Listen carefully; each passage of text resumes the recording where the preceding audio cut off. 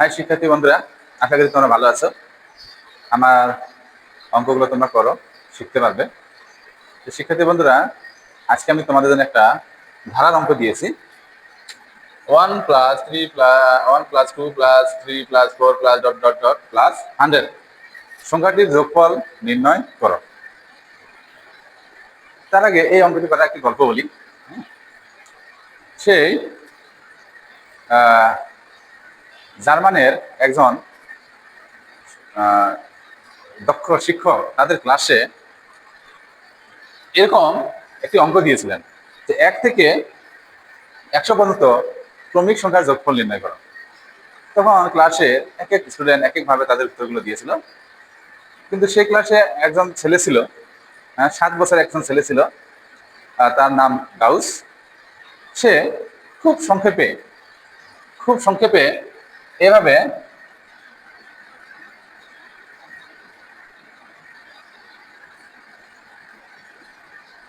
এটি দিয়ে সে খুব সংক্ষেপে যোগফল বের করে শিক্ষকের হাতে দিল। আর সেই 7 বছরের সেই ছেলে গাউস, সে জার্মানের একজন বিখ্যাত গণিতবিদ হয়েছিল। চলো শিক্ষার্থী বন্ধুরা, এই গাউস কি করে এই সূত্রটি সে আবিষ্কার করেছিল বা তার মাথায় কি করে এড়িয়ে এলো, আমরা একটু সেটি করার চেষ্টা করি। চলো দেখি তার সূত্রটি সে কিভাবে পেল। সে কি করেছিল, এভাবে যোগফল বের করলো যে যোগফল SN ইকুয়াল টু, এভাবে সে যোগ করলো।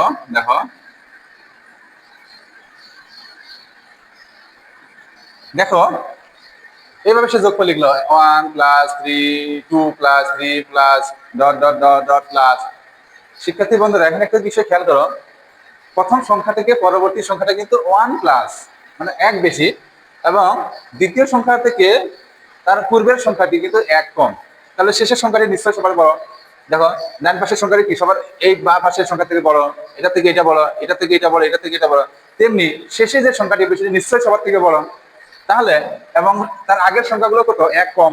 তাহলে ঠিক একইভাবে সে এইভাবে লিখলো 2 প্লাস, এই যে এভাবে লিখলো। অর্থাৎ দেখো 3, 4, 5, 6, তো আমরা শেষের সংখ্যা থেকে এটা 1 কম, তার থেকে এটা আরো 1 কম, তার থেকে এটা আরো 1 কম, তার থেকে এটা আরো 1 কম, তার থেকে আরো 1 কম, এভাবে সংখ্যাটা, ক্রমিক সংখ্যাটা এভাবে সাজানো আছে। তো এটাকে সে কি করলো, বিপরীত ভাবে লিখে যোগ করলো। এটাকে এখানে নিয়ে আসলো n, এটাকে এখানে নিয়ে আসলো, এটাকে এখানে নিয়ে আসলো, এটাকে এখানে নিয়ে গেল। এভাবে করে সে এটাকে কি করলো, যোগ করলো। যোগ করলে দেখো কি হলো, S1 SN যোগ করলে 2SN ইকুয়াল, এটার সাথে এটাকে যোগ করলে কি হবে, n+1। এই দুইটাকে যোগ করলে কি হবে, দেখো শিক্ষার্থী বন্ধুরা, যদি আমরা এটাকে যোগ করি, দেখো -1 আর +2, এটাকে প্লাস মাইনাস করলে +1 থাকবে। তাহলে +2 থেকে -1 যে চলে গেলে n+1 থাকবে।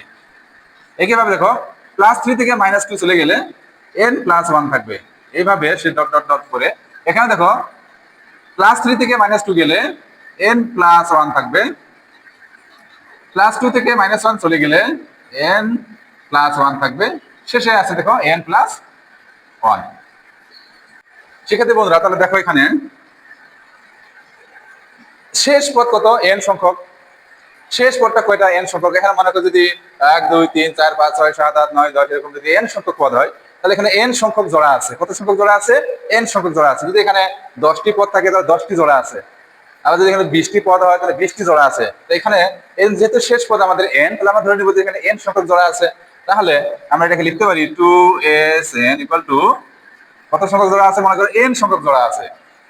n সংখ্যক জোড়া, এগুলো এক একটা জোড়া, এটা জোড়া, এটা জোড়া, এটা জোড়া, এটা জোড়া, সব কয়টা জোড়া আছে। তাহলে এখানে কত সংখ্যক জোড়া আছে, n সংখ্যক জোড়া আছে।